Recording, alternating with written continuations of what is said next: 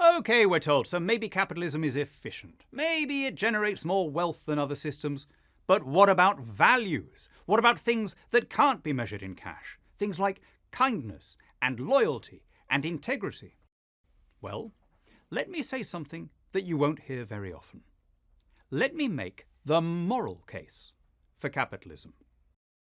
Let's go back nearly 12,000 years, to the moment when one of our ancestors made a world-changing discovery. It turned out that if you left seeds in fertile soil, plants would grow from them. Instead of having to forage, you could produce your own grains or fruits where you wanted. But it didn't take long for someone to make the next discovery.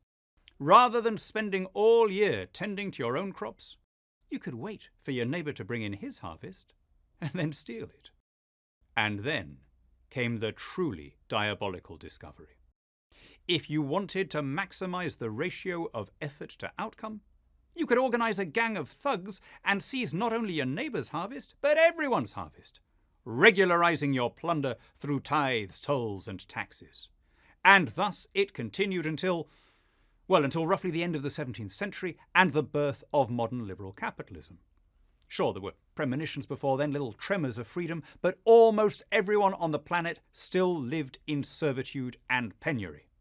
Every previous society was based on systematized oppression. Ruling elites would use the institutions of the state to loot its resources and then rig the rules so that their children would inherit the same privileged position. A Bronze Age slave empire was not so different in this sense from a medieval European monarchy, or a 20th century African kleptocracy, or, come to that, from those modern states that have avoided the liberal capitalist revolution. Oppression, serfdom, and bondage were the lot of almost every human being from the moment civilization began until an eye blink ago. We don't know how lucky we are to live at a time and in a place where the rules are above the rulers. The great Victorian jurist Sir Henry Maine summarized the move to modern liberty in 3 words: status to contract. In nearly every previous society, our relations with one another were dictated by status, that is, birth and caste. In a liberal capitalist society, we're free to make one-off, freestanding arrangements with each other without needing to ask anyone else's permission. Our agreements, our contracts, are enforced by an independent court system, and adult citizens are equal in the eyes of the law. That's it. That's the magic formula. Status to contract. Grant it, and the rest follows. It's the difference between North Korea and South Korea, between China and Taiwan, between Russia and Finland, between Haiti and Bermuda. In a society defined by status, you get rich by sucking up to the people in charge, emperors or people's commissars or presidents for life. But in a society defined by contract, you get rich by offering a product or a service to the people around you.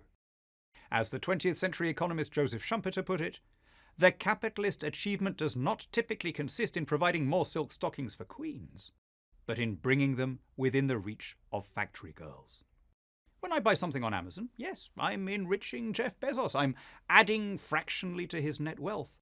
But he is also enriching me, letting me buy pretty much whatever I want without having to get out of my chair. No other economic system rests on voluntary exchange. Every other system requires coercion. And that is the moral case for capitalism. Not just that it makes us richer, though it does. Not just that it raises the poorest on the planet, making our life outcomes more equal, though it does that too.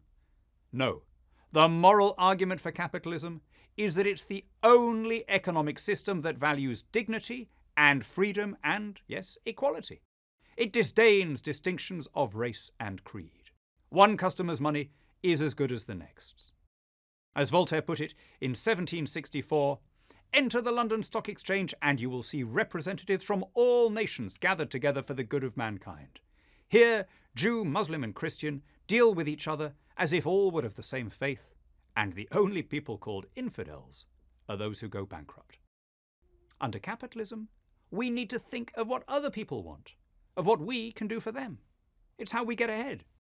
Whereas socialism replaces our natural human relations with state control, capitalism draws us into productive networks of mutual dependency. we become more attentive, more empathetic, and thus more aware of the case for universal human rights. Capitalism doesn't just make us better off, it makes us better people. I'm Daniel Hannan, author of Inventing Freedom: How the English-Speaking Peoples Made the Modern World, for Prager University. Thank you for watching this video.